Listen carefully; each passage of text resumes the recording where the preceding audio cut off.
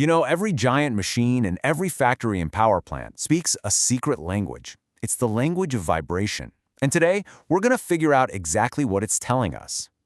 So how much shaking is too much? I mean, that's the big question, right? Every single engineer, every plant manager asks this when they're standing next to some massive, humming piece of machinery.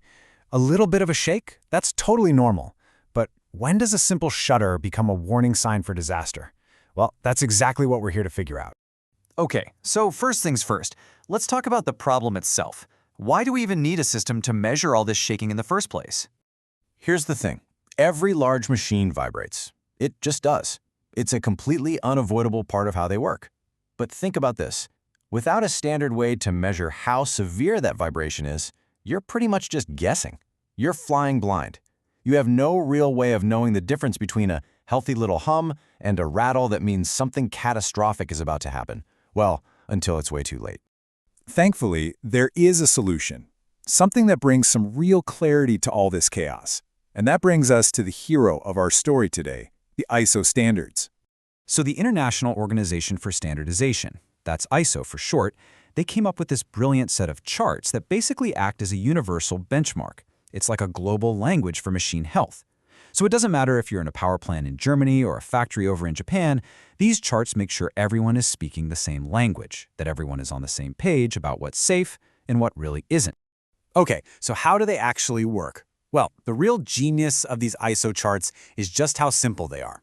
They take all these complex vibration measurements and divide them into 4 super clear, color-coded zones. Let's break them down. First up, you've got Zone A. Think of this as the absolute best-case scenario. It's the green light. These are the super low vibration levels you'd expect from a brand new, freshly installed machine that's just running perfectly. Then you've got Zone B. This is also a green zone. If your machine is operating in this range, it's considered healthy, totally acceptable for long-term, continuous operation. No restrictions needed. This is pretty much the gold standard for good operational health. Okay, now things start to get interesting when we hit Zone C. This is our yellow light, our caution flag. A machine vibrating in this zone, it's considered unsatisfactory for running 24/7. Now, it's probably not going to fail tomorrow, but this is a clear signal that you need to start planning for maintenance, and soon. And finally, we have Zone D.